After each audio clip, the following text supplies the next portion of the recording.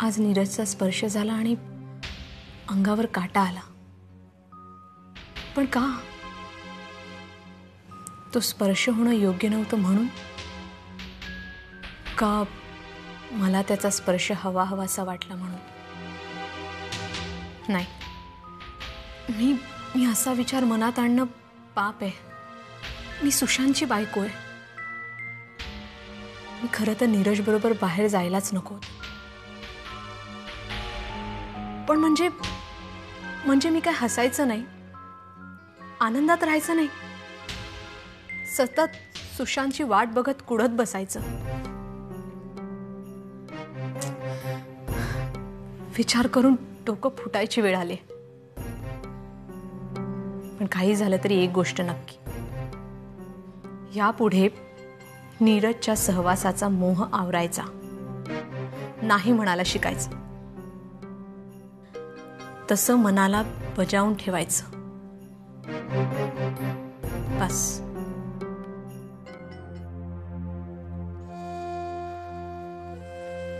Good morning मामा. Good morning.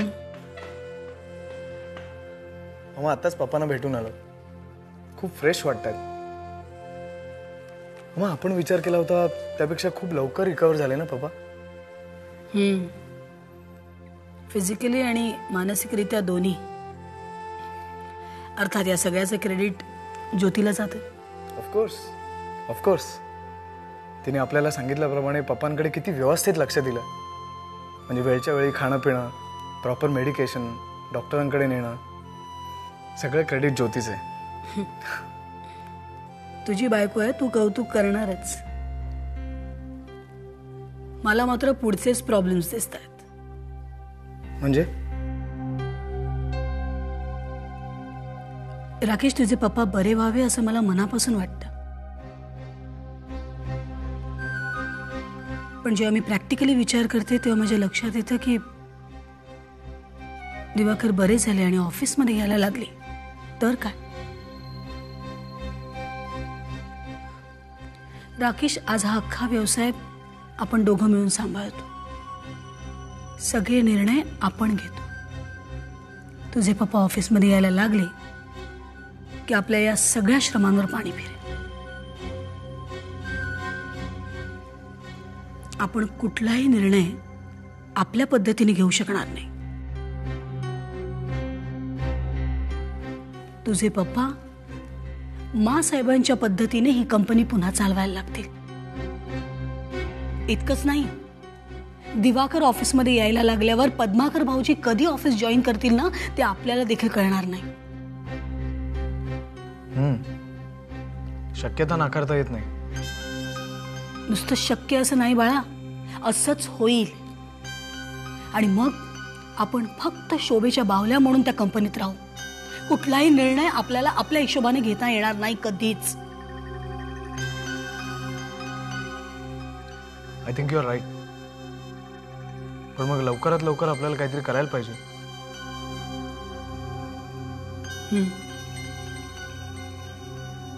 सध्या तरी मला असं वाटतं की उपचाराच्या निमित्ताने का होईना यांना आपण या शहरापासून, इकडच्या माणसांपासून काही महिने तरी दूर ठेवायला हवं. ते जातील.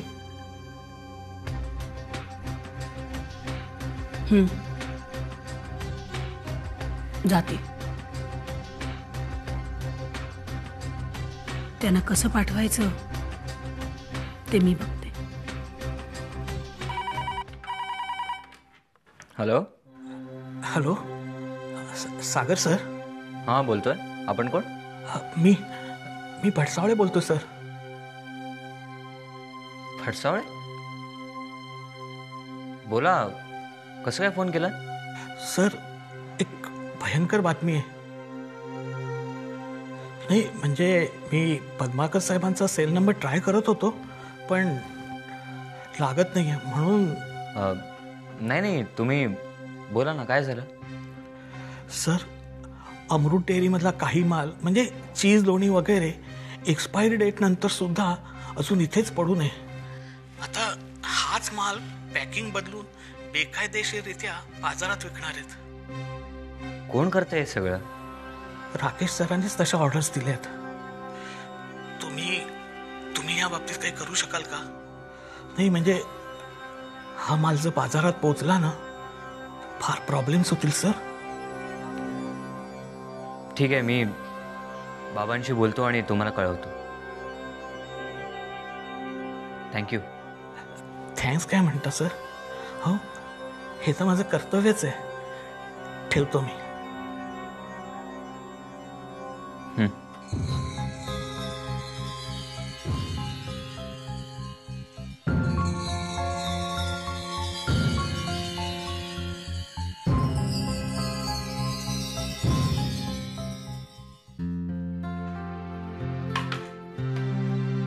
Good morning. Good morning. अरे वा, इडली सांबारचा बेत वाटतं. मधुरा वहिनीला आवडते ना.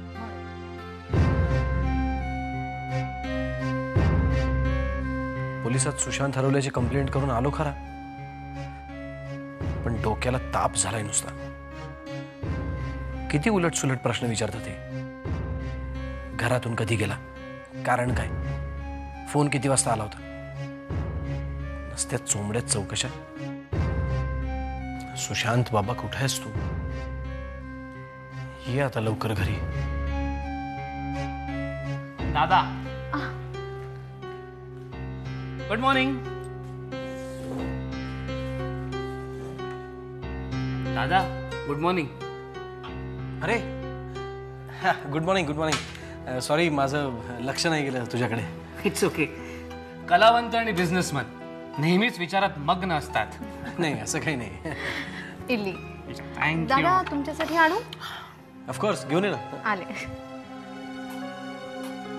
विनी, इडली मस्त झाली आहे. थँक्यू. तुम्हाला सांगतो दादा, मी इतकं जग फिरलोय पण अशी चव कुठेही नाही. हो, आय नो.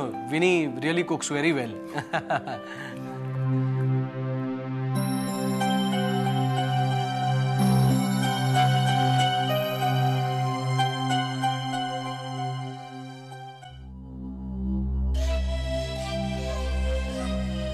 काय ग, काय कळलं? पण म्हणजे हा सगळा ऍक्सिडेंट होता की कोणी? काहीच कळत नाही, पण एक गोष्ट नक्की, कोणीतरी आपल्या वाईटावर आहे. फॉर एक्झाम्पल मेघना काकी. आणि आपल्या सगळ्या माहित्या कोणतरी त्यांना पुरवत आहे. पण कोण असेल? तुला काय वाटतंय? प्रमोद किंवा तू? काय? बरी आहेस ना तू? तुला असं वाटतंय की मी असं काहीतरी करीन? ज्योती, माझाही विश्वास बसत नव्हता, पण पुरावा काहीतरी वेगळंच सांग. कसला पुरावा? ज्योती, तुझ्या सेलफोनवर लास्ट डायल कॉल मेघना काकीचाच आहे. अगं, ती सासू आहे माझी आणि तिला मी कुठल्याही कारणासाठी फोन करू शकते ना. हो, मग हे योगायोग जरा जास्तच होतात असं नाही वाटत?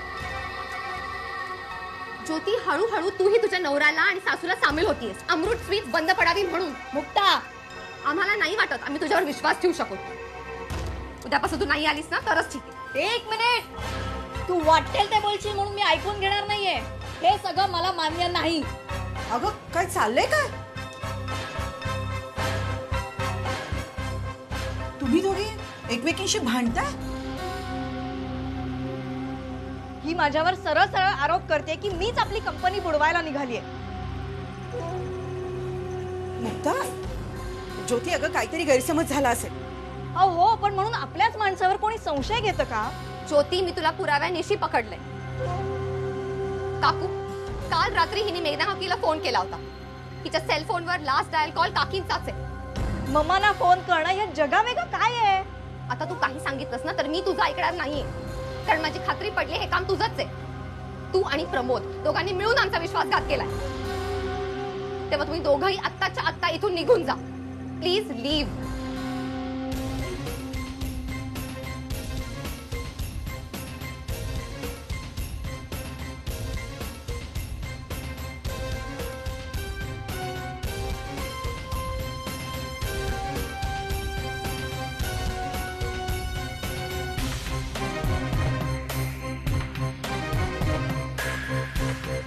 ज्योती, अगं थांब. काय चाललंय? प्लीज एकदा ऐकलं पण 2 वेळा अपघात झाल्यानंतरही आपण शहाणपण शिकायला नको का? जाऊ दे तरी मी प्रमोदशी बोलून घेते.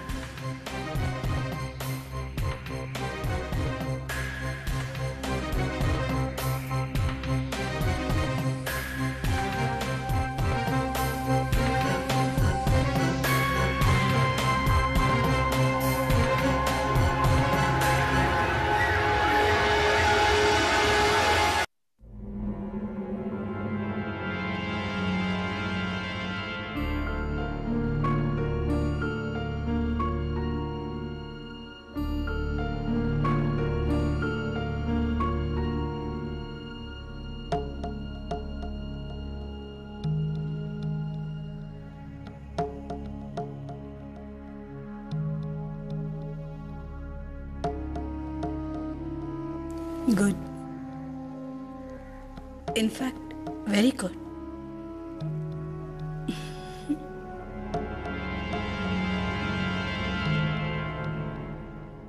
बरं झालं गोवर्धन तुम्ही आलात ते. इथले वर्क्स मॅनेजर आहेत रोकडे, त्यांना आम्ही बोलावलंय.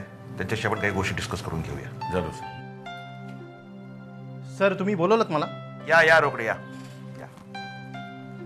रोकडे हे गोवर्धन प्रभू. नमस्कार. आणि मी म्हटलं रोकडे आम्ही मुद्दामून तुम्हाला इकडे बोलावून घेतलं होतं. तुम्हाला माहिती आहे की आता आम्ही ही डेअरी आमच्या मासाहेबांच्या नावाने म्हणजेच सुलोचना देवी फार्म प्रॉडक्ट्स ह्या नावाने नव्याने सुरुवात करतोय. तर आमची अशी इच्छा आहे की 6 महिन्यात या डेअरीला फायदा व्हायला हवा. आणि त्या संदर्भात आम्ही विचार केला की तुमची नंदकिशोर डेअरी त्याच्यामध्ये प्रॉब्लेम्स काय होते, लॉस का झाला. सगळ्यात आधी जाणवलं ते की तुम्ही ओव्हर स्टाफ्ड आहात.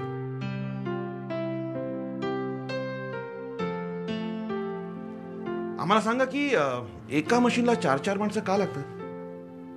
सर, मशीन 3 शिफ्टमध्ये चालतं, त्यासाठी 3 माणसं आणखी 1 एक्स्ट्रा. पण रोकडे गेले बरेच महिने मशीन्स 2 शिफ्टमध्ये चालतात. मग रोकडे प्रत्येक मशीनच्या जेवढ्या शिफ्ट्स आहेत आणि जेवढी लागणारी माणसं आहेत तेवढीच ठेवा, बाकीच्यांना नोटीस द्या. पण सर, युनियननी ऑब्जेक्शन घेतलं तर आपल्याला भारी पडेल ना.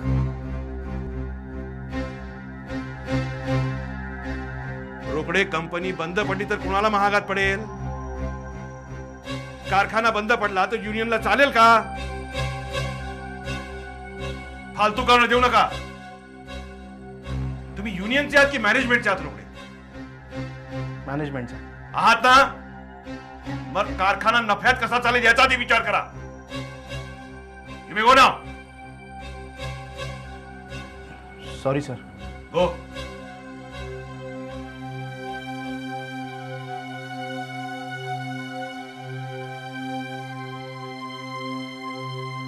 आज इतक्या वर्षांनी इतकं संतापलेलं पहिल्यांदा बघितलं मी तुम्हाला.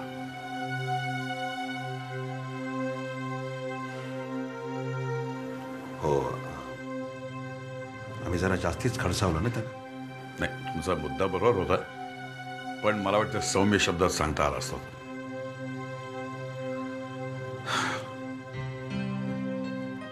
गोवर्धन, आम्हाला कळत नाही आजकाल आमची एवढी चिडचिड का होते. नाही, काय असतं, नवीन जबाबदारी घेतली ना की माणूस चिडचिडा होतो. नाही नाही नाही, नुसतं एवढंच नाहीये. नुसती ही जबाबदारी नाहीये गोवर्धन. गेले कित्येक दिवस जी काय टेन्शन चालू आहेत, आम्ही पुरुष असून नाही खंबीरपणे उभे राहू शकलो. आणि आमच्या घरातल्या बायका त्या मस्तपैकी ऍडजस्ट झाल्या. सतत त्या या टेन्शन्समुळे बहुतेक आमचा उद्रेक होत असावा. तुमच्या मनाची झालेली अवस्था तुम्ही ओळखताय हेच खूप आहे. डोंट वरी, सगळं नॉर्मल होईल.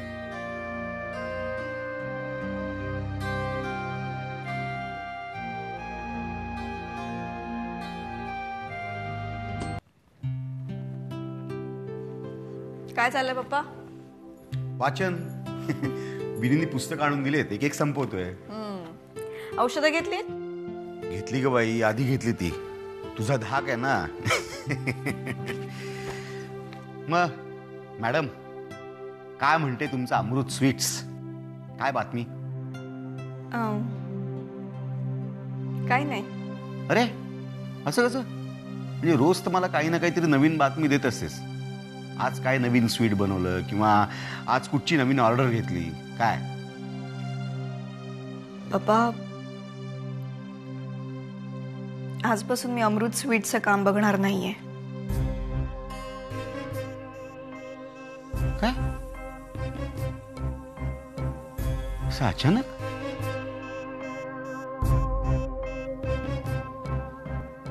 काय झालं काय? हे बाय बाय बाय, काहीतरी नक्की झालं असेल. मला सांग, तुझं आणि मुक्ताचं भांडण झालंय का? अगं, बिझनेसमध्ये पार्टनर्सची भांडणं होतातच. हा, अगं दादाचं आणि माझं कमी वेळा भांडण व्हायचं का? आणि दादाच कशाला, मानची सुद्धा मतभेद व्हायचे, बोलाचाली व्हायची, आरोप व्हायचे एकमेकांवरती. मग काय? हा, अगं बिझनेस म्हटल्यानंतर हे सगळं आलंच. पप्पा, हे भांडण फक्त बिझनेसशी संबंधित नाहीये. हे बघ, काय झालंय ते जरा नीट सांगशील का मला? अमृत स्वीट्सचा टेम्पो रस्त्यात काही गुंडांनी अडवला, सामानाची नासधूस केली, खूप नुकसान झालं. आणि मुक्ताचं असं म्हणणं आहे की हे सगळं माझ्यामुळे झालंय. काय? मुक्ता असं म्हणाली? ते सुद्धा दुकानात. अमृत स्वीट्स ही आम्ही सगळ्यांनी मिळून उभी केलेली कंपनी आहे. It's our baby. असं कोणी आपलंच काम आपणच बिघडवतं का? स्वतःच्याच पायावर कोणी कुऱ्हाड मारून घेतं? मला एक सांग, पण मुक्ताने असा संशय घेतलाच का? तिचं असं म्हणणं आहे की अमृत स्वीट्सची काही कॉन्फिडेन्शियल माहिती मी मम्मांना दिली आहे आणि त्यामुळेच आमचं नुकसान झालं. तिने विश्वासघाताचा आरोप केलाय माझ्यावर. असं म्हणाली? मी तुला सांगतो ज्योती, काहीतरी गडबड आहे. हे बघ, मी एक काम करू का? मी फोन करून शालिनी वहिनी आणि मुक्ताशी बोलून बघू? नको.